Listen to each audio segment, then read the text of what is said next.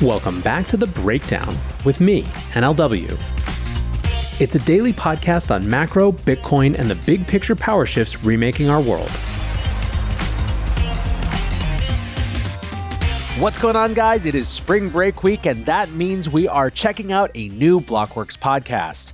Before we get into that, however, if you're enjoying The Breakdown, please go subscribe to it, give it a rating, give it a review, or if you want to dive deeper into the conversation, come join us on the Breakers Discord. You can find a link in the show notes or go to bit.ly/breakdownpod.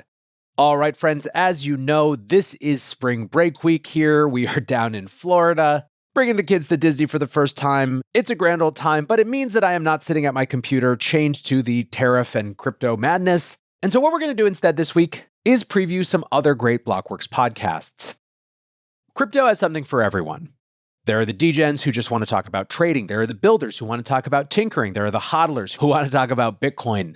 There are the just generally interested who are fascinated around how this is a force for change. But then there are the big brains, the academics, the researchers, the analysts, and 0xResearch is the show for them. Now, what research means is pretty broad in the context of crypto. It can be anything from protocol developments to new narratives, but it's a really in-depth approach. So for those of you who are looking to dive a little bit deeper, I'm excited to share an episode. And if you like it, again, go subscribe to 0xResearch wherever you listen to your shows. So I think you're seeing that institutional interest pick up, not just in Sol, the asset, but actually institutional players launching their own products on the network, which is almost better than just being interested in buying Sol as a speculator. Actually building on the chain as an institution showcases that they have the same amount of confidence they have in Ethereum, where most of the tokenized products and institutions see today. Nothing said on 0xResearch is a recommendation to buy or sell securities or tokens. This podcast is for informational purposes only, and any views expressed by anyone on the show are solely our opinions, not financial advice. Boccaccio, Ryan, and our guests may hold positions in the companies, funds, or projects discussed. He's singing. Boccaccio's feeling good today. Hey guys, welcome back to another episode of 0xResearch.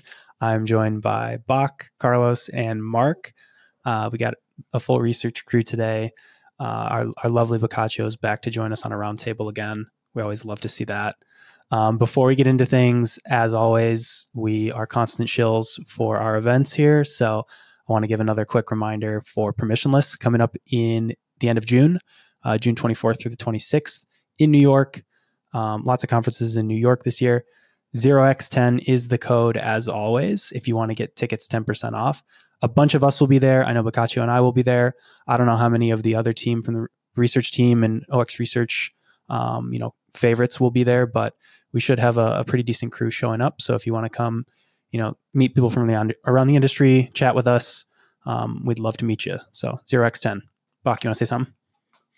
No, that was it. I covered it. He's speechless.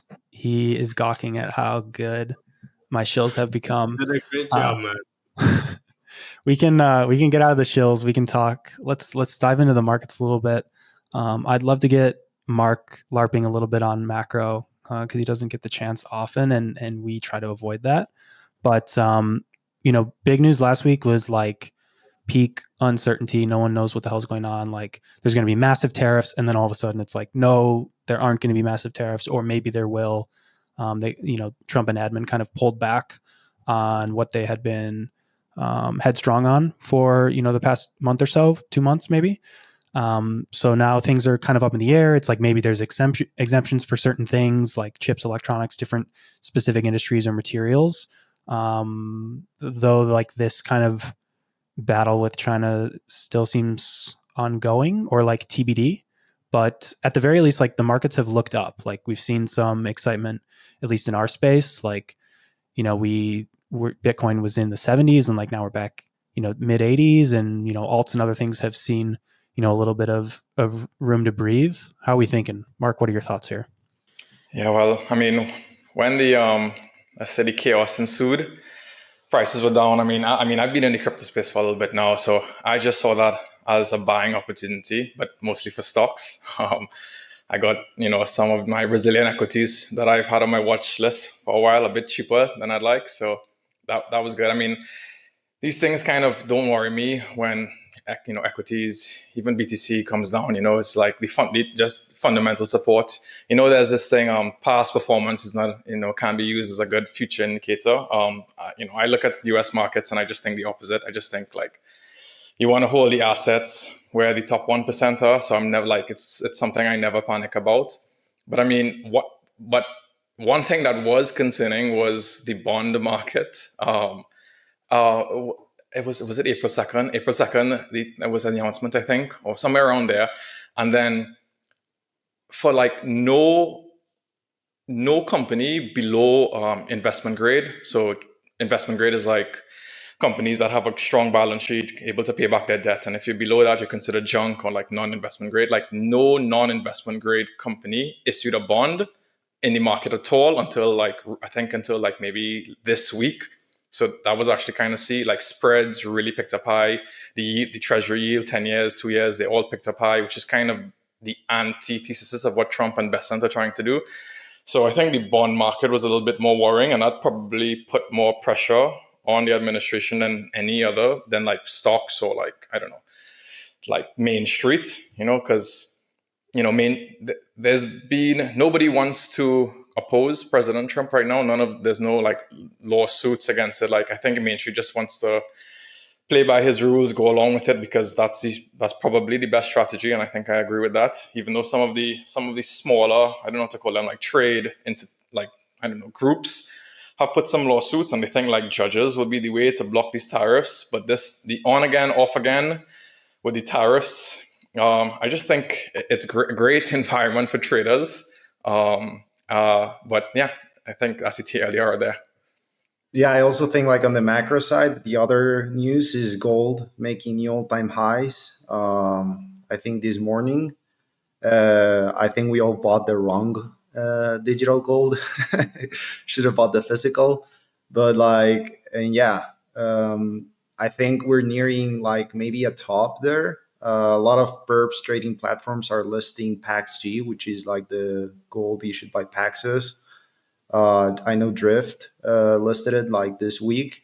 So seeing a lot of like attention in that regard, and just curious to how Bitcoin trades like in this environment where we're seeing outflows from US equities into maybe European and Asian stocks.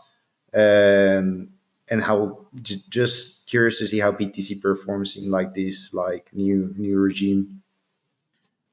I think that's actually a really good point. I think, sorry, Gani, but No, tokenized gold, it hit an all-time high, or like on-chain, $2 billion. So that's a record. And trading volumes last week or this week were $1 billion. So, I mean, we haven't seen that, I think, in some years.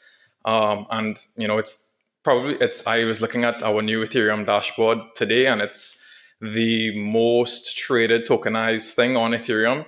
So I put a tweet out about it, and I call it digital gold, because now there's actually like a proper digital gold. No offense, Bitcoin. But I think that's a solid point, and very interesting to see. Like this wave of tokenization is starting to ramp up in different areas. Yeah, I'm just pulling up what you shared, showing the tokenized gold, which is a great point. I do think this is something that we're hearing a lot. Maybe not about gold, but like about these like inflation hedge assets again. The week or two ago, or maybe last week, like the talk of the town very briefly was, Bitcoin is decoupling from, risk and equities. I don't know if that's really true, but I am seeing more and more this sentiment of like, I don't know, fears of continued inflation, and people are again bringing forward these ideas of like, maybe you should have some gold, maybe you should have some Bitcoin.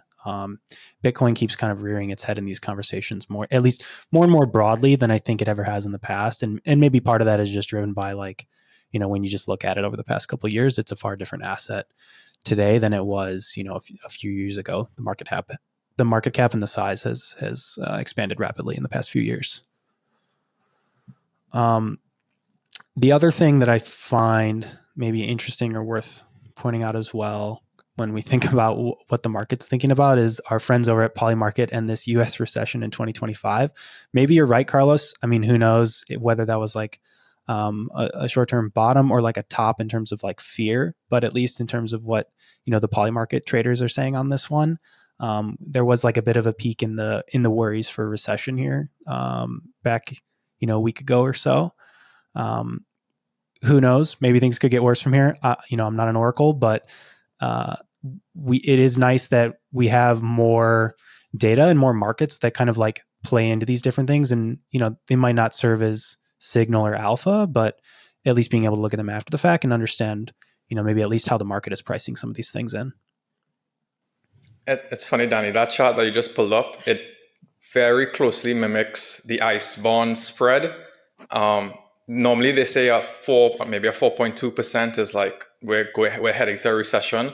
Last week it was 3% spread, and now it's come back down to 2%. So 3% is like, okay, there's 66% chance, 2% we're back at 50% chance, and it's like kind of like, it's crazy how poly market like can mirror these things just through the masses. Yeah, I mean they're playing at that old saying or adage that like people can the average sort of figures its way out to the rough true probability, whether that's true or not. But at least we've seen that with the election, that seemed to be somewhat true, at least in the way that people were spending their dollars. And I don't know, we'll have to see whether this one turns out to be true or not. We've got quite a few months left in the year. Right now the odds are pricing in a recession occurring, at least to a coin flip today. We'll see where that goes from here. Yeah, I mean, the Atlanta Fed GDP now is forecasting minus 2% growth for this quarter. And then a recession is like defined as 2 consecutive quarters of negative growth. So if we already have one and then the other, like I would say 50% sounds about right. But it begs the question, does that mean we just, this is like, if it happens, it would be an event-driven recession, and then is the question is it a recession or is it a technical recession? 2 quarters declining GDP and then up only from that. Like, I wish there was a poly market for that. We might have to see if they get more specific, but I think the big problem, at least for poly market, is just getting enough volume on even those markets alone to make them compelling. But we are seeing more platforms adopt that, like Robinhood rolled out their event trading platform. There's some other platforms. I know, Drift has had their sort of version of this as well, since last year, since maybe around the time of the election as well. So that's becoming more popular. Maybe we'll see, more of those markets start to flourish. The other sort of thing that's kind of making its way through these different platforms now is Kraken announced their rollout of US equity trading. So we're kind of seeing the reverse now where, I think there's a lot of expectation for, TradFi institutions and brokerages to offer like crypto services. Now we're seeing the inverse where, crypto focused trading platforms are offering, equities and like more brokerage like features, which is interesting. I'm curious if you guys have any like big takeaways there. I know we've talked recently about this idea of like trading stocks on chain. I guess the big question is like, does that matter if, all of these crypto platforms are going to offer their own, equities trading and other market trading just on their platforms alongside the crypto? A quick take. I think it's the same thing. We talked about this before, but like to get access to equities, it's already relatively easy in the US. And then maybe you're trying to branch into like a wider market, like with crypto, like young crypto holders who maybe don't own any equities. But at the end of the day, it's, on chain, I mean, Kraken and stuff is still going to be limited to sit-in markets for the US stocks. Whereas on chain, I guess anybody around the world with a wallet can purchase these, like from Pact or whatever, can purchase these chains. I think it's more like, a few weeks ago, we also talked about NASDAQ looking to go like 24/7 or 24/5 with their trading. And I think just as the demand for like 24/7 global access grows, it doesn't matter who you are, you want like a seamless all-in-one trading app, to have everything in one nice package. So I think, for Kraken and probably some of the others, it's, expanding into equities is like a natural step for them. But I think more excitingly, it like paves the way for tokenized assets on that platform. So even though it might seem like these centralized exchanges are coming to eat the lunch of on-chain equities, they can actually be the gateway that opens up more tokenized assets to the masses. Yeah, that's also my take. I think whenever SEXs start doing something, then I imagine that more and more DEXs will focus on listing those assets on their, I guess, not listing because it's mostly permissionless, but for perps DEXs listing, for regular DEXs, it might just be that more people want to tokenize it.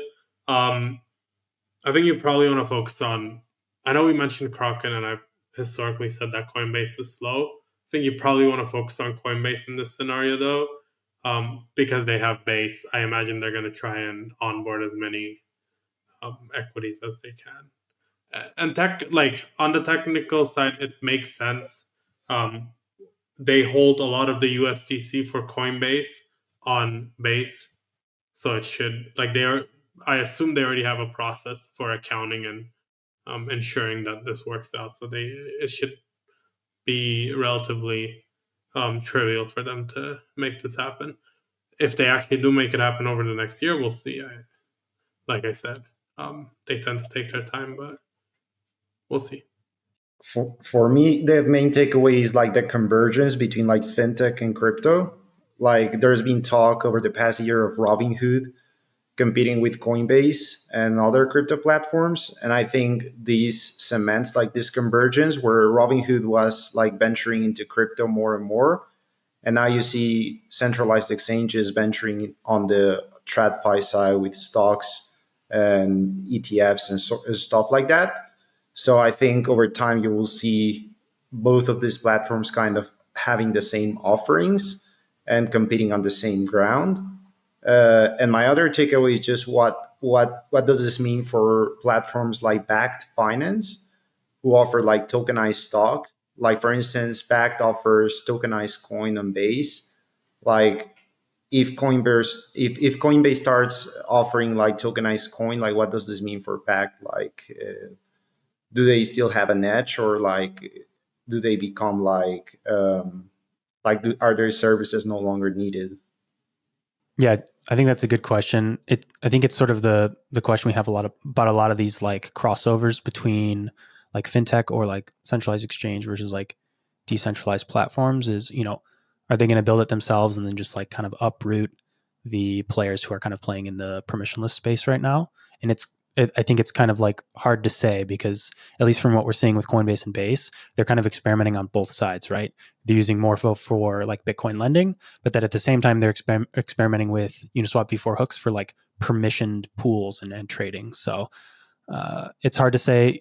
They're using some of that infrastructure like right now and like making use of Uni and Morphos and other teams' work, but I don't know that the direction is clear, at least from like both a permissionless versus permissioned, as well as like are we actually going to use DeFi versus like, fork and co-opt it for ourselves? Maybe Coinbase will, reuse, make use of Uni's infra and Morpho's infra and others. And maybe Robinhood will come in and just like build their own stuff, fork it all, and, throw KYC up behind all of it.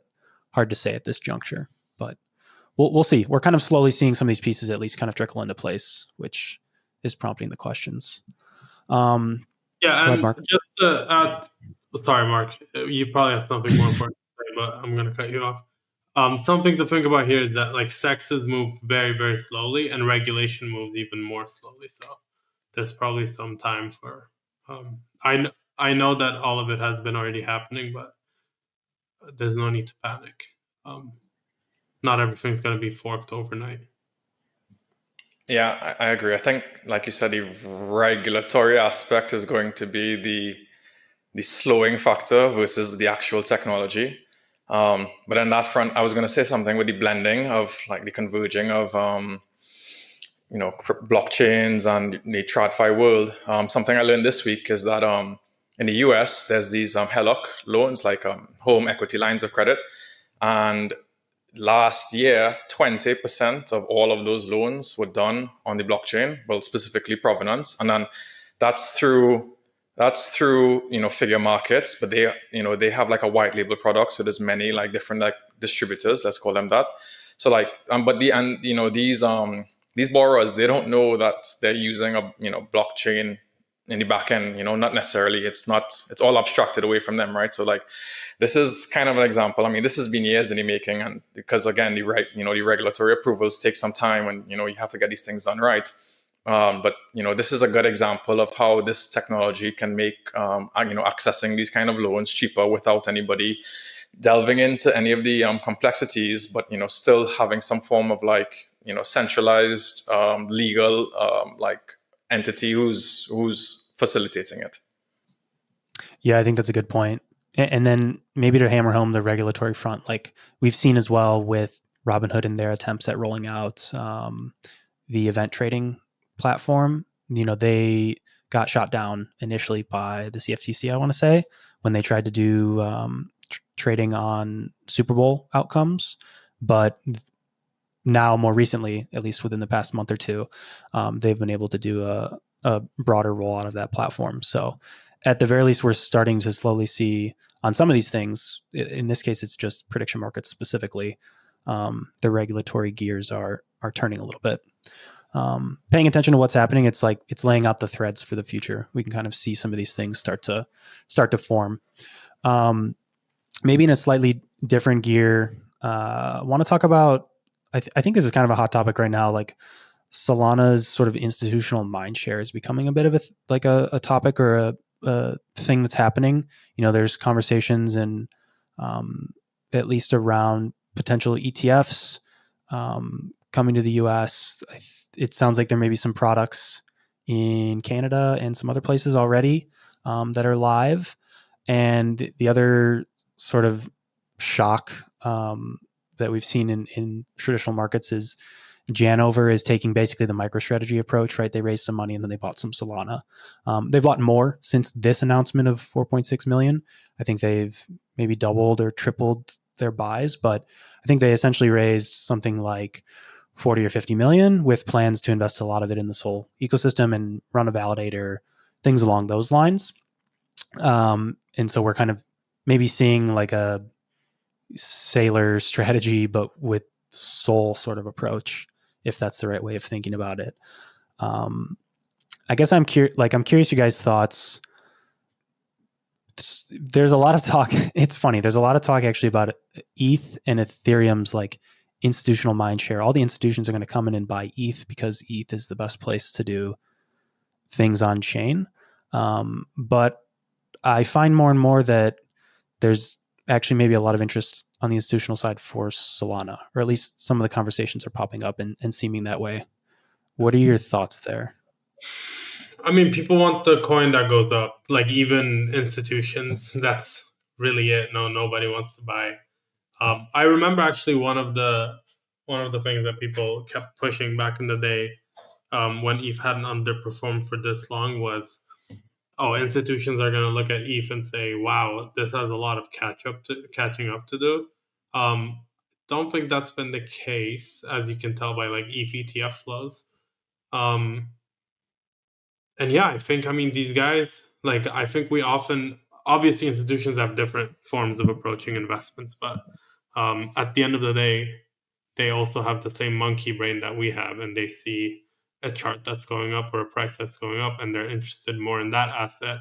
And when you're interested in an asset, I think we also realize this, and I think a lot of people who are listening will also realize this, is if a coin is going up and you become interested in it, then you read into it. You want to learn why it's the case. And I think that's why also, like, as Ethereum underperformed, everyone started talking about why it was underperforming. And then at that point, it's almost like, yes, price is affected by causes, but also like the causes are constantly being repeated because of the price. And then that becomes kind of a flywheel. So I think like institutions also hear about that and they see it. Like, yes, Larry Fink is going on television and saying Ethereum is where everything's going to be tokenized, but if he can earn the fees off of Solana, not stable coins, if he can earn the fees off of Solana, a Solana ETF, then like he'll change his tune immediately, or if he can make money off it, because that's his job, is attracting capital into his products. And if Solana is going to attract more capital, then he'll go for that. So I don't think there's ever been, I don't think that narrative is going to hold for much. Like we should have done Ethereum. We've seen that it hasn't held up. And I think unless they make a lot of changes, including to the price, then it's probably not going to change. People want to make money. Simple as that, I think. Not a great take, but No, I think I agree with Bach. I don't know why you would invest your treasury into Sol as a company. But yeah, I have no take on that. But I've seen institutional interest picked up in Solana over the past few months for sure. Last month, the CME debited Sol futures, and that's like a prerequisite for a potential ETF approval. We saw the same thing with BTC and ETH last year or 2 years ago. There's also like indications of institutional interest on chain, like BlackRock launched its BIDL product on Solana. You've seen new stablecoin issuers on the network. You've seen First Digital, the US global network that's like a consortium with Paxos, Robinhood, and other players also launched on Solana, and they already have like $100 million of USDG on chain. So I think like you're seeing that institutional interest pick up, not just like in Sol, the asset, but actually institutional players launching their own products on the network, which is almost better than just being interested in like buying Sol as a speculator. Like actually building on the chain as an institution showcases that they have the same amount of confidence they have in Ethereum, where most of the tokenized products and institutions see today.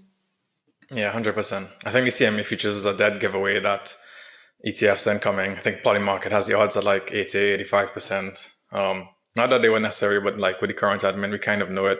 I think institutions is a weird question. I think institutions are kind of using blockchains as pilots and as like distribution. For the most of it, they're very, blockchain agnostic. I think, Securitize is the one who actually, goes through the legal process and the technical process of tokenizing these assets. And they're on like 12 chains. Like every chain has some real world assets on it, even like ZK Sync, Polygon, Aptos, all of them, and it started off with Stellar, I think originally, and Ethereum, some of the older blockchains. And I guess from a sense of like security, Lindy, these have been around the longest. They were relatively safe to launch on.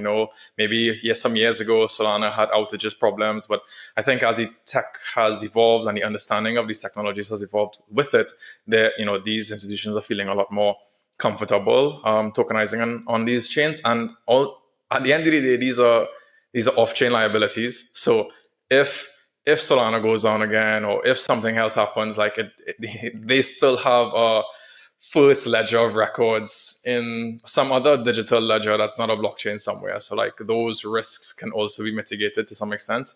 And plus, most of the buyers of like BlackRock's BIDL fund, or I should say all, institutions themselves, and they're KYC'd. So like these settlements can happen off chain as well. So not a huge risk there. I'm still looking for more when these assets are directly issued on the blockchain as the primary and only point of ledger. That's probably a bit more exciting. And when some of these other like smart contract risks and chain risks matter a bit more. But to go back on the Sol strategies and the Genova side of things, like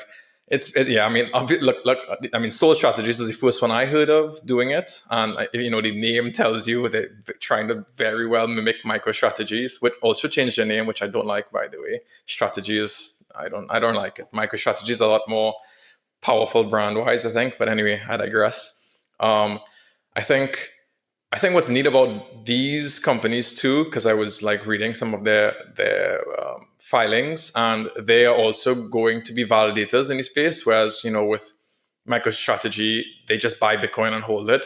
Whereas, Genova and Soul Strategies, they can actually stake their Soul, and if they buy a lot, they can be, it's stake weighted, QoS, so they can potentially be a meaningful validator in the ecosystem, or not insignificant at least, and through that they can earn income, earn a yield from that. So that's like a proper business line, and then who knows, maybe we see them expanding into like client development or like investing in like applications on the chain, things to help build it out. Even Michael Saylor has said that they're starting to look at Bitcoin infrastructure plays to help support like payment rails of Bitcoin or whatever it may be, lending, whatever. I'm not really I'm not privy, I'm not in those rooms, but like we're seeing it being more than just a treasury asset. Yeah, I think that's a great takeaway, Mark. It would be interesting to see, and it makes sense, right? It would be in your interests, especially if you're Michael Saylor, for example. You own, or Strategy owns, a massive portion. It's like 2.5% of Bitcoin supply now, I want to say, some massive amount. So yeah, I mean, at some point you then want to further invest to ensure, that this, this asset or this network that you're so heavily tied to has some lifeblood running through it in the future. So yeah, just makes sense. They're aligning themselves in every way possible. So yeah, it would be expected if we see some of that from some of these Soul Strategy based teams as well. Something to look out for though, if they raise a ton of money and then use that to invest in particular apps or parts of the ecosystem, that might be something to keep our eyes on. Today's episode is brought to you by Crypto Tax Calculator. If you're looking for accurate crypto taxes with no guesswork, check out Crypto Tax Calculator. Get accurate CPA-endorsed tax reports with full support for IRS rules. For those who have fallen down the on-chain rabbit hole, CTC has you covered with more than 3,000 integrations. They have full support for DeFi, staking, and NFTs. Import directly to TurboTax or H&R Block, or share securely with your accountant. Create an account, import your sources, and review. It's that easy. Hello, friends. I am thrilled to share that Ledger is once again partnering and sponsoring with The Breakdown. Many of you know, but for those of you who don't, Ledger is the most secure hardware wallet for your crypto and logins. It's trusted by 7 million users and secures 20% of the world's digital assets. What's more, Ledger is a lot more than wallets. Over the recent years, they've built a comprehensive ecosystem of products and services, all of which are designed to make digital ownership more secure and accessible. You can buy your Bitcoin with Ledger and Ledger Live, and so much more. Basically, not only do they want to keep your assets secure, they want you to be able to do more with them. Ledger's newest devices, the Ledger Stacks and Ledger Flex, introduced the world's first secure touchscreens, making it easier and safer to manage your transactions and assets. Alongside Ledger Stacks and Ledger Flex, the company also launched the Ledger Security Key app, offering a safer alternative to traditional passwords and enhancing your digital security. If you are in this space, you owe it to yourself to at least check out Ledger and their ecosystem, what they have available to you. So thanks once again to Ledger for sponsoring the show. Jumping to maybe a totally separate topic, maybe one that warmed some people's hearts if they received the app drop. Wayfinder prompt token launched. This is, I want to say, more of a discussion about Kaito and their sort of product at this point. But Wayfinder did, I'll call it a yap drop, but basically allocated some portion of the supply to emerging yappers on the platform. And I think the only stipulation was that you just had to log into the Wayfinder application and connect with your Twitter account or your wallet that is connected to your like Kaito Yap account. And if you were on that list of yappers, you got some portion of this. I think the bigger question that this prompts for me is like, the commentary that I see around Kaito right now is, people just sort of making fun of the idea of like, yeah, like let's just give all the slop printers and like Twitter farmers like more free money. I don't know that it's like necessarily more free money, and maybe that's the question that it boils down to. Previously I think a lot of these like threadors and people writing about certain things, like maybe they're being paid under the table and you don't really know that, and you just kind of scroll the timeline and you see what's being talked about, and you just kind of have to guess like, is this guy a paid shill or did he like think of this himself? You don't really know that. I guess at the very least with Kaito, they're drawing some definitive link there where, you sign up with your Twitter account, tie your wallet to it, and you can see who's getting paid for, the type of content that they're putting out. I'm curious what your guys' thoughts are. They dropped an announcement the other day with a ton more details. Let me pull this up. What do we feel about the Kaito model? Like, what are your guys' thoughts? Big thoughts, small thoughts? I just want to know what we think about it. I got both of the airdrops. So I got both the Kaido Yaps airdrop as well as the Wayfinder airdrop. I think I overall staked Prime for probably a total of 90 days, or maybe a little bit longer, but in different. So you could max lock it. I didn't max lock it. I thought that was stupid. I just locked it in like 30-day increments or like a little bit higher, so I got a better multiple based on that was a spreadsheet going around. I just used whatever the shortest thing on that made money was. And I did not make money. Not only did Prime go down higher than when I bought it, just FYI, but still lost money on it overall. And the airdrop that I got was 25 times less than what I got for my Kaido airdrop. And I think I've tweeted about Wayfind. I tweeted about Prime twice, definitely, maybe 3 or 4 times actually. But I think that speaks to a different thing, which is the entire point of an airdrop is to incentivize certain behaviors. Like that's why we have a lot of these token emissions programs, as well as like these airdrop programs. Is like liquidity mining is clearly to incentivize liquidity. Airdrops are to incentivize people to use your chain or your product before. Like you're making them lab rats to potentially get hacked, to deposit some form of money for something. I don't know what they use it for, but anyway, there is something that you expect from the users to do to get money. And that's historically been like the social contract between the user and the developer. And if the developer fucks around, the user gets really angry. Kaito kind of changes this because you don't really have to do anything. You just need to tweet, and you need to have enough followers when you tweet. That's the only thing. And you need to sign up for the platform. I don't know how beneficial this is for projects, and I think this is something that is different. And like in crypto, there's this very clear different type of team. And in that team, there are marketing and BD people and growth people. And I think those people generally approach crypto in a different way than you and I approach it, in which they very much want to boost up. Like it's their job. They want to get as much eyes on the project as possible. And typically this means like random partnerships, Kaito leaderboards, et cetera, and it's not exactly, I think, what you want to incentivize, first of all. And like you have to think how much of that is useful. Like, are you going to reward the people who tweet, or are you going? I'm very happy because they rewarded me. I got free money. I'm, fantastic. But like, do you want to reward those people just because that's like the marketing mindset of saying we need to get as many eyes on our protocol as possible, and to do that, we need to give a % of our token to Kaito so that we can be on their leaderboard? Or is it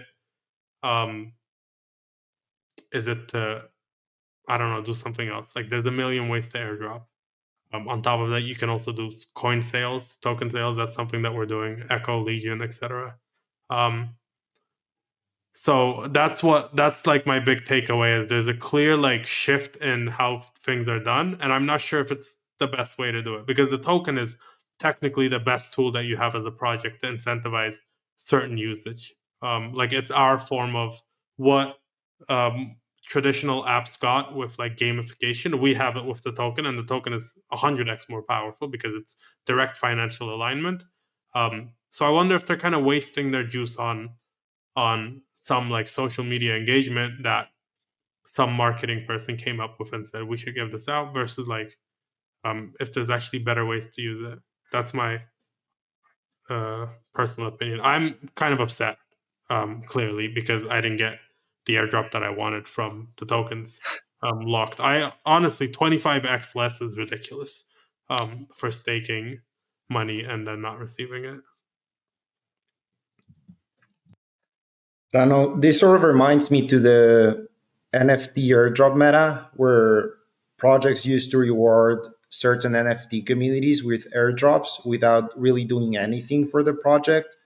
I know Athena, for instance, airdrop Milady. I remember Mad Lads got a lot of allocations from Sol projects. I remember Bad Kids also got allocations from random projects. And at the end of the day, I don't know how beneficial it is as a project to just airdrop to these random communities. Um, like Box said, it's like a marketing play. You see on Twitter people tweeting about the project, thanking them for the airdrop. But I think most of these people will just end up dumping those tokens just because they have no financial incentive or skin in the game, and they aren't real users of like the project. So even though you might get a little bit of attention, like in the short term, long term, I think it's not beneficial for the project just to give away your tokens to randos just for a few like yaps online. Yeah. And just to add to that, like people who farm airdrops or people who get airdrops do sell it as well, obviously. So it's not just like a yap Yeah. swing. But the social contract is that if you're a project and you can boast metrics based on user activity, you can raise on it. And then like you have a responsibility. I mean, we've decided that you have a responsibility. We can get more into the should people be giving out equity this easily, like tokens this easily or not. That's a whole different discussion. But in the current way that things stand, when somebody uses your chain, you airdrop to them. You're going against that, which isn't fantastic. Is even though they might dump, they have the right to dump. They let you raise more money. You need to let them dump it. Yeah, I think those are fair points. I'll say Ian from Kairos, he kind of gave a similar opinion, at least in the short term, that you would just expect a ton of, cheap talk, people just, scheming the system of, I just need to mention, positive words in relation to this project on Twitter, and then I'll get paid for it. I guess the question is like, if they can really align the activity and like via AI understand if that engagement is real or not. I think that's kind of an open question. Maybe you could, maybe you couldn't. I don't know that it would be possible to figure out if someone's words are genuine or not. I think it's pretty easy to just be like fakely shilling something that you don't actually care about.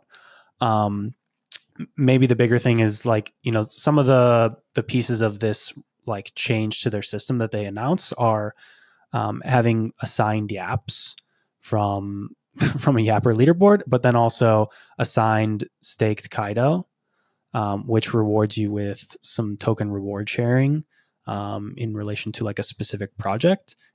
And then Kaido Genesis NFTs that add multiplier effects. So, maybe there's a leg to stand on here in terms of like, if you get the people who are staking their Kaido, engaging with this thing, like, I don't know, I guess you would assume it's to some level of genuineness if they didn't just like dump all their Kaido at launch and, they continue to interact with these things. But at the end of the day, it feels like it's, not too much different than just giving away funds to people who mention your thing in a tweet, which is free to do. Any one of us could spit out 10 tweets right now about 10 different projects. And if that gets us an airdrop in the future, we didn't really do anything or bring anything to that project in exchange for that. So yeah, I think realistically, they'll definitely have to work harder to like, add caveats to this and like really build out a system to make sure that it's not just like this free gimme for anybody who tweets about anything. I guess we can talk about what productive user activity is, and like staking tokens versus tweeting about it. There's two different takes there. Like, is staking tokens in a contract just to earn some yield, not being used, by the way. This isn't like provided as liquidity. This is just staked. That's not more useful technically than like sending up tweets. You are locking up capital, but you're not actually, like, it's inactive, useless capital. There's nothing being, unless the team is using that to buy something to, I guess, earn yield on it. Like the way that who the Blast did it that way. I mean, they captured yield, I assume, a little bit. Like that was different versus what Prime Prompt Wayfinder did. So maybe tweets are worth more there. It's like it makes more sense to reward people who are getting you in front of the timeline. I mean, they're both useless. Like you said, people are just going to game it. It's just 10 tweets. It's nothing, but we'll see. It can't be fixed. This is like, it just needs to die out the way that the NFT thing died out, like Carlos mentioned. Yeah, like what Bok was saying, like what is more beneficial, like staking or tweeting about the project? I don't know. I'm not gonna like opine on that right now, but I think that was kind of the biggest thing. I wasn't involved in this, but this is kind of the biggest thing I saw on my timeline for a lot of the hate. Like people who bought the token, staked it, locked it up for X amount of time, ended up getting less rewards than somebody who was just tweeting about it. And I think it's hard. Managing expectations in crypto when you're doing a TG is one of the toughest things to do, especially in a bear market. But I think like the disdain comes from like that comparison and not really understanding the value accrue, like that comparison of rewards that you got versus somebody else got, and while thinking that you deserve it more. Yeah, I think that's fair. The comps that I had in my mind is like maybe Kaido just replaces all of these like generic questing platforms like your Galks, where it's like, hey, follow our account, retweet our tweet, share it with 5 friends. Like it's essentially the same thing if they can just like go and scroll like your activity, get numbers about your users' activity on Twitter, and how much they're like talking about a certain thing. It feels largely similar to that. Now I know there's usually there's sometimes an on-chain component to some of that Galk stuff, but I'm sure Kaido, they can loop that in as well, right? If they've got people's wallet addresses, maybe there's more to come, right? Like maybe an on-chain component gets baked into that with like test nets and main nets, and that's something they can play with. The other one, like maybe interesting comp or like sort of different approach, is this like Ethos network that is doing like this reputation and credibility for what I think right now is like just generally Twitter accounts. So like people rating like good or bad, like this guy has good rep or bad rep on their posts, or like acts in good faith or not in good faith type of thing. It's a little bit different than Kaido, where they're just like, using AI to like do sentiment analysis and see like, okay, this thing is getting talked about or like is interesting right now, versus, oh, people think that, this person or this community or this thing is good or bad, whatever that means. Maybe that's another angle that they can play with as well. I'm not really sure. Yeah, I think the simplest way to fix all of this is to, like, Wayfinder is AI agent framework thing. So why not make people pay fees for that and then airdrop it? Like that's what all of it should be. If you want to do productive or like for it to be useful, it should always be based on fees. And this is like going against what I would want, because ideally, like I was very happy when they were doing the NFT airdrops because I had the NFTs that got airdropped, and same with the Kaido yaps. I'm very happy that I got the airdrop because I yapped. But like realistically, if you're a team, you want to pay. You want to pay for PMF, like that's the whole goal, or you want to pay to raise. And both of those lead to one thing, which is you need to reward volume. No, not volume. You need to reward fees. Sometimes volume, stuff like that, or like just people taking risks to make your product better, either by using it or by like making it more liquid. I don't think it makes any sense to like the Galaxy stuff always drove me crazy because it just doesn't make any sense. I'll give like 3% for like Discord. Dude, why? Yeah, I think that's a fair point. It reminds me there have been in the past like absurd giveaways basically for just having been in a Discord when a snapshot was taken. It's like, why are you giving someone $10,000 just because they were in a Discord which is free to join and didn't do anything or post anything? Like you're just giving away capital for no reason. But yeah, I don't know. We've seen the game continue to evolve like over time. I'm sure it will. We're going to go through more cycles of this for sure. If anyone wants some Bok lore, I complain about this a lot, like all of this thing, but the Aptos airdrop, I don't know if anybody remembers that. You just needed to set up some emails, mint the NFT, and you got like airdropped. That's probably like a great moment for me overall. So, my lord, I lost. Like that was like going to fig talk, and then he thought better of doing the fig talk on it. Yeah, I'm not doing fig talk. But that was like 2022, early 2022. No, late 22. It was FTX hadn't collapsed yet. It was before FTX collapsed. it was like post 2021 bear market, I'm gonna kill myself, and then the app does airdrop. So there is good in all of that as well. Like sometimes it saves somebody's life, in this case mine. Nice. I remember. Aptos kept Block alive.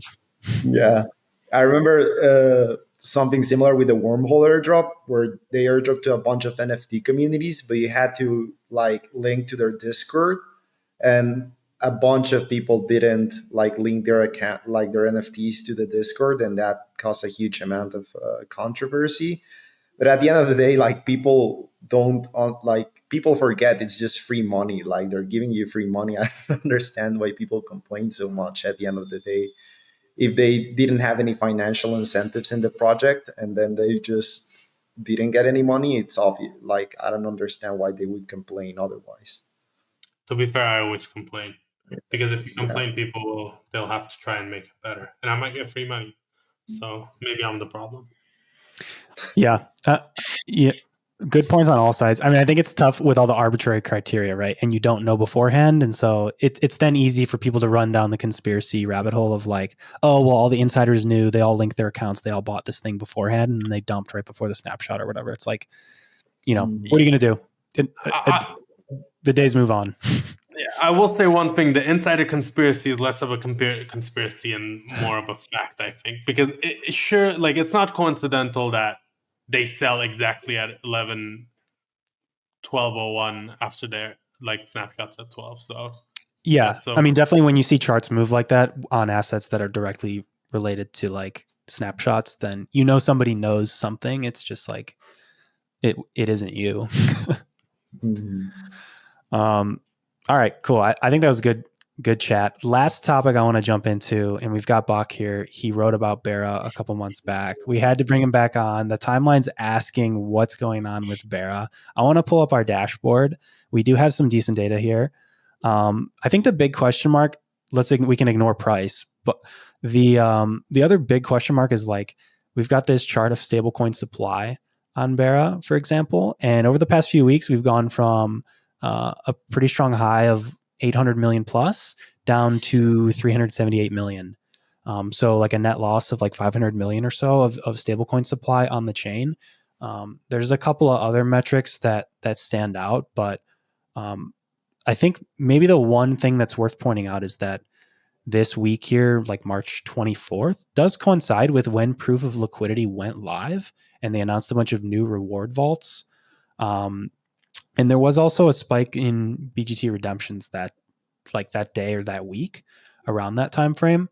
The other thing that's lingering, and I want you to talk about, Bach, is like, does this also line up with like Boyko Vault unlocks? I know that was like a 90-day or so thing from when the capital was committed there.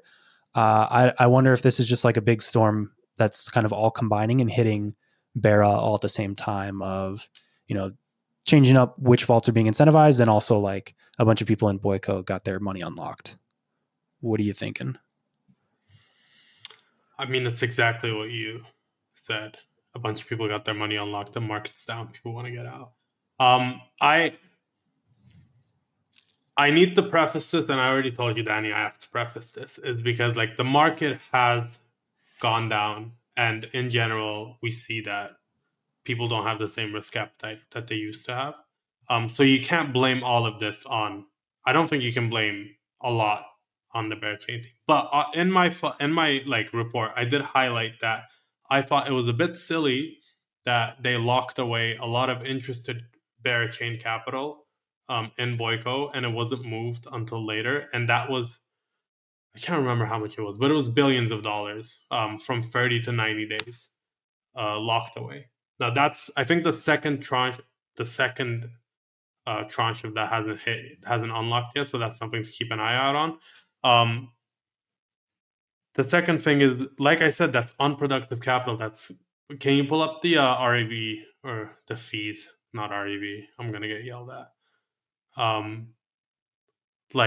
First of all, you can see where the first one was unlocked.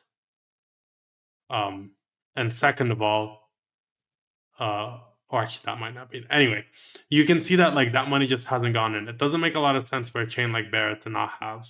If you're a DeFi chain, you want activity. All chains want activity, but I mean, Bear just doesn't have it. And that's because I think they locked away way too much capital into these vaults. And additionally, I mentioned this in my report as well. I don't think that they are playing the right game for the stage that crypto is in right now. Like, we want fast trading focused chains. Solana, Hyperliquid, coming up is Fogo, et cetera, et cetera. Like, we want Speed Monad, Mega Eve. Like, these are fast chains built to generate either like a lot of volume and fees based on that volume, or like people are able to transact in real time. That's what you want, and that's not something that Berachain has offered. So I think those two, combined with the fact that, like I said, there's a market downturn, has led to a lot of outflow from Berachain. Also, it was inevitably going to be a very PvP environment. Like, nobody, I don't think anybody expected to go into Berachain and say, "Oh, this is going to be a fun time." It's just, there's too much capital in it already from raises. There's too much expectation, and like, all the yields are diluted, and they rely a lot on liquidity mining and these like vault based tokenomics, which people are just too smart for now. I think like even the average retail participant is like, I probably shouldn't put money into this 400% LP pool because my money's going to half. And those that do put in get out as soon as they can. I think overall it just doesn't work that very well. But like I said, I think it's also a very reflexive chain, clearly. Like, it relies on the market to go up for the incentives to be used. But that also goes to the downside. When the incentives aren't great, then people don't really want to take the risk of holding something that potentially isn't as great as the rest of the market. Like, I think everyone here probably has in their mind like bear market L1s and L2s, or I guess all market L1s and L2s, and like bull market L1s and L2s. Sonic, bull market L1 or L2. Berachain, bull market. So I think you probably have that in your mind as well, and that's how you approach these L1s. I think it'll be fine for them. Probably a good idea to keep a track of it and keep track of the yield, the activity. I assume they'll have big incentive programs going forward just to get more and more attention on the chain. You think they can turn this, like, so let's say it stays the same, because the throughput of the chain is kind of vanilla, right? Vanilla EVM, like 15 TPS on an EVM-ish chain. So unless they've got more throughput than that, because it's a little bit unique in their specific architecture, but it's like you're going against the grain, I think, a little bit. Like I mentioned, I think people want something different now. We've gone away from no matter what your like morality or ethos is, we've gone away from maximum decentralized. We want like just things to go through and World War III resistant. Like, we can handle it being a little bit slow, towards more so, you know what, we can make some trade-offs in decentralization as long as it's fast. You can even hear this in the institutional narratives. Like, we've clearly gone towards like, we need settlement. Like, the whole thing is that we need quicker settlement for them. So the market has changed. The L1 that people desire has changed. You're kind of going against the grain by having a 15 TPS chain, like you said. So you need to offer something vastly different. Like, you need to offer something that people want to have. So abstract is, I'm not like saying I'm bullish abstract, but I'm saying they're clearly trying to carve out their own niche, which is, we want like user focus. We want to make it as friendly as possible. Has it worked out for them? Not really. But like, if you're going to be a vanilla L2 or L1, that's the angle that you have to take. You have to have a differentiator.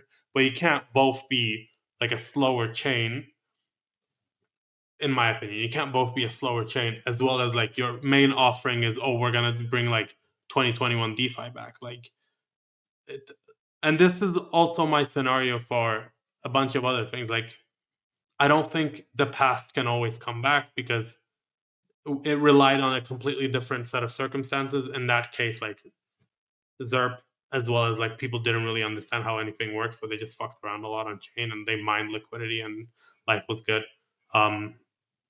It's not the same we were not in the same environment. I think people want different things. That's my macro take as well. It's not ZERP anymore. So that's it. Any other questions? I'm happy to field them. No, I think that was good. You definitely can't pretend like we're in ZERP. No, you can't. We're not. That's my macro take. We're not in ZERP. I like that you mentioned Sonic, because I think it's interesting that, like, clearly they realize that you can't just like spit the exact same thing out. Like, and they kind of did spit the exact same thing out, but the way that they're marketing it is like, oh, this is like a, super fast 10K TPS EVM parallelized chain, what have you, but playing into that narrative of like, we're going to spit out like a fast and cheap chain, which Phantom technically already was. But running it back and then also running the incentives and doing the points program all at the same time, it does make you wonder, like, if Bera had gone the same way, kept the whole reward mechanism, proof of liquidity, all this stuff, but then also leaned into the kind of new age, hey, we're going to do less validators, we're going to do what we need to do to like get this thing to crank, and it's going to be like a fast trading focused chain, but we also have this like crazy reward scheme under the hood. Yeah. Like, I don't know, maybe things turn out differently, but maybe not. I mean, it's a down market, like you're saying. Lots of things are getting spit on. It's hard to say. That's key there. It is a down market, and Barrett's very clearly a bull market thing. So that's key. And the second thing is, I'm sure somebody's going to yell at me about this because my like Berachain knowledge is old at this point. But from what I understand, their whole shtick was doing stuff with Cosmos, which you can't really make that fast very quickly. At least in a previous iteration. I don't know if it's still the case, but so it's not the same. Like, they're not using. You see a lot of these new chains use like BFD consensus, and it's like purposefully built to be really, really fast. Or in like Fogo's case, it's like Fire Dancer with 21 validators. So they're like purpose built for that, and like that's their. Like, structurally, I just think there's an issue with Berachain. Like, structurally, it's not built to be fast from the very get-go, and it's not built to play this cycle's games from the get-go, so it's going to have problems. I think you can only have one, and then you can change the narrative around a bit. Unfortunate. I did like the marketing. I wonder how much you guys think like timing plays a factor here. So like, if I think about Bera and I think about like Eclipse, because we were talking about this one the other day, these teams, they did ideation and like raise money years back. So whatever like the popular hot thing was then, farming all this stuff back then was like the thing in 2021, like DeFi summer type stuff. So it's not absurd that like Bera would raise on the idea of like making a chain on this. But when it takes you 3-4 years to actually launch the thing, it's like you maybe already missed the window of that narrative. I mean, I wonder how much that has an impact here, where if they had just dropped that thing right away, maybe it would have done well like during the summer of 2023 before everyone like fully got on board like this fast chain good Solana train. Yeah. I mean, it's something that is very, very relevant. And like you said, Eclipse is another one. Think of all of the modularity ones as well. I know some of them didn't raise for it. They just popped up at the same time, or they shifted towards it. Didn't work out. Same with a lot of the eigenlayer related or restaking related ones. It's an inevitable risk though, and I think VCs and protocols both bear this risk a lot more than investors do, like liquid investors and retail do. If you are going to be at the forefront of frontier tech, I don't know if we can still call frontier tech after how many years, but you have to take like obviously risks on what to invest in. And they move really, really fast. Like, we're going to look at some of the things that are raising in AI right now. And we already knew. We're going to be like, why the fuck are you doing this? Like, this is irrelevant. It's going to be relevant in 2 years. And that's been the case. And I think you can probably look at some chains that you're seeing right now as well. Like, one thing I've been thinking about is stablecoins. Stablecoins are massive. Okay. 6 stablecoin announcements in the past month or 2 months, like for new chains. Like, yes, of course, some of them will do well. And I'm sure stablecoins are large enough TAM to like feed everybody and their families and the VCs and all of us. But I mean, come on, like there's some that have distribution edge, Plasma, because of Tether relationships. There's some that have existing DeFi integrations, Edge, Ifina, the rest, we'll see. I'm not trying to shit on any team, but like if you are on the liquid side, or if you're a retail investor, or if you're a VC, anybody, you should look at these and say, what's like in 2 years? I think most people already do this. Maybe I'm stupid for like explaining it, but in 2 years, 3 years, will this narrative actually last? Is it going to be relevant? People change. I'm not the same man I was 2 years ago. Think about that. Yeah, I think that's a great point. I think that encapsulates exactly what happens with a lot of these projects, and especially when they just take way longer than expected to actually go to market. I think that's probably the bigger thing there is like, if you come out with this idea and it takes you 4 years to actually bring it to the market, then like the market's already different. Like it's too late, unless you got really lucky and you pinpointed the exact thing that the market was trending towards. I think there's only a few cases of that. I guess Monad is maybe still in the running because they latched on to Fast Chain Good, alongside some of the others. But also, I think Monad gets a lot of shit, especially because they raised a lot of money. Like they raised a lot of money, but what they're doing is, in my mind, a lot more different to what others are doing. So the EVM's main issue is that it's hard to scale cheaply without fucking people over, and to make it really, really fast. And that's like they're building it up from both the hardware side, like they're focusing on the hardware improvements, obviously. They're not running it on Raspberry Pis. But they're also on the software side. Like they have a completely new consensus mechanism, Monad BFT, which I can't remember their lab side name, but they posted something on it. I'd recommend checking it out. It's very interesting. So I think they kind of saved grace a bit there because they have a very, very novel protocol. Now, should they have raised 20, 30 mil? That's not up to me. That's up to the VCs that invested in it. But I would say they're relatively safe from this until a new chain comes up and they are like, oh, we're actually doing this 20,000 TPS. Then we'll see. But for the time being, I think they're relevant. And that's what we're seeing now, right, Carlos? Like all the SVMs and the other chains are, it's like, yep, we're going to do 1 million TPS. We're going to do 10 million TPS. That's kind of where we're at now. Yeah, I mean, but again, I think I will reiterate your point on the time to market thing. Like Monad raised in January 2023, I think, and they still haven't launched mainnet. Like Eclipse launched again, like raised late 2023, I think. And then they just recently like launched their mainnet. Like they raised like $65 million. I don't know why they need so much like money. Same with Berachain. They raised like more than $100 million. Like what did they do like with $100 million? Like these, like I just don't get it. And then yeah, I just think it's more like a BC issue as well, of like being like blindly rewarded for just funding infrastructure in random L1 projects. And like it's just an incentives issue at the end of the day, I think. Yeah. And another thing to add on to that, like you said, Carlos, it is like an incentives issue, and VCs have been rewarded with it for a very long time. But also something we forget about is that before, and I might be completely wrong about this, and next cycle we might have something completely different. But before this cycle, it was very much like a up for grab. Whatever, like nobody knew what was going to win, what tech stack, what, like if people wanted speed or if people wanted decentralization, we genuinely didn't know. And I would say we still don't really know exactly what we want. So VCs benefited off that, and like a lot of teams also benefited off that.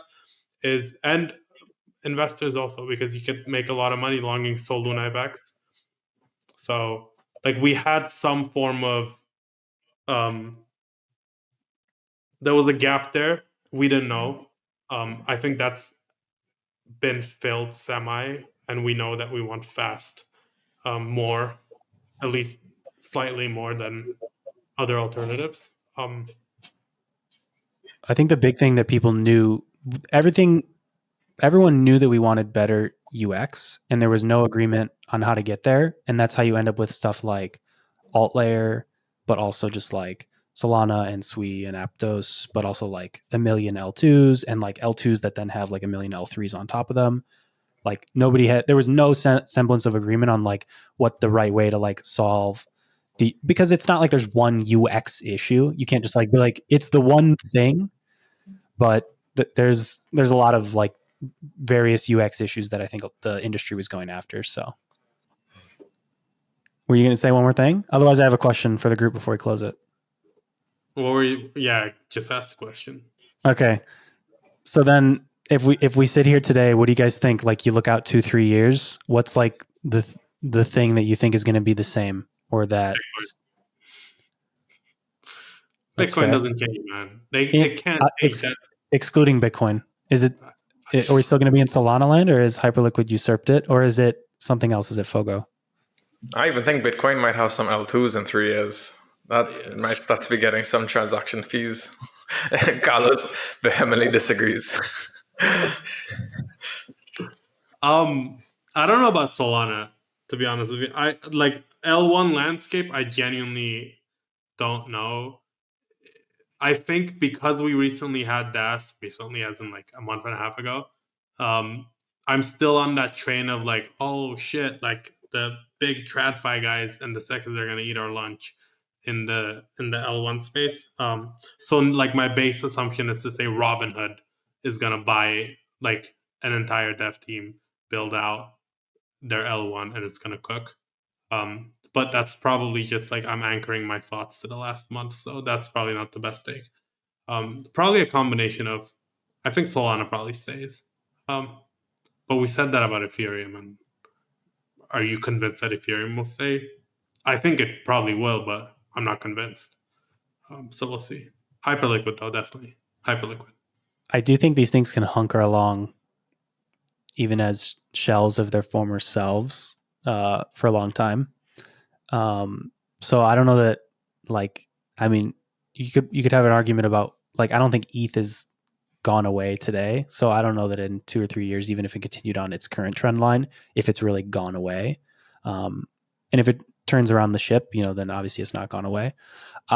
You kind of took mine, but I was going to say that we would see another big fintech ecosystem rivaling Base is my big thought. And that could be Robinhood, it could be somebody else, but they're, I think, obviously the contender in the lead right now for that one. Carlos, you said no Bitcoin L2s or L3s. Why not? And then we can close. I don't know. I was just messing with Mark. I think I don't believe in Bitcoin L2s. I don't think it makes a lot of sense. I think Bitcoin's fine as it is. Yeah, I agree with that. I think the whole purpose of Bitcoin is that it never changes. Like, that's the base assumption. Bitcoin never changes. It's always 21 mil. The chain just chugs along. I agree with both of you all. I don't think Bitcoin's going to change. I just think we're going to see L2s, whether you want them or not. That's fair. I think that's fair. I think we're always going to be looking for more reasons to like maintain the strength and the legacy beyond like just asset go up. So I think it's natural. We'll keep seeing that over and over again. Awesome. I think this was a great app, guys. One last reminder for permissionless, grab your tickets, link in the description, 0x10, 10% off. Me and Bach will be there. I hope Mark and Carlos will be there. I don't know who's going to be there. Actually, it's not locked in at all. Tickets, Mark and Carlos will be there. If you don't buy a ticket, Mark and Carlos will not be there. In fact, if we don't get any tickets, one of them will be sacrificed. So pick. If you don't get any tickets, none of us will be there. And if you buy a lot of tickets, we'll all be there. So buy your tickets. We'll see you there in June. 0x10. Wait, one sec. Actually, let me do one thing. We are going to, if you are a 0x10 listener, we're going to be holding events for 0x10. So it'll actually be quite fun. You might make the money back on food and drinks. So that's always probably not if you're flying in, probably not the whole money. But if you're like in the tri-state area, I'll have to talk to the podcast team about this. But I think you can definitely make your money back, at least on the years. I thought I was going to have to cut you off because you're going to say you're going to make your money back on the airdrop, but that's definitely not. There's no coming. airdrop. There's no airdrop, but there might be food and drinks and maybe some games or other things. We're figuring it out. All right. Great app, guys. Thanks for coming on today. Thanks to all the listeners out there. We will see you next time.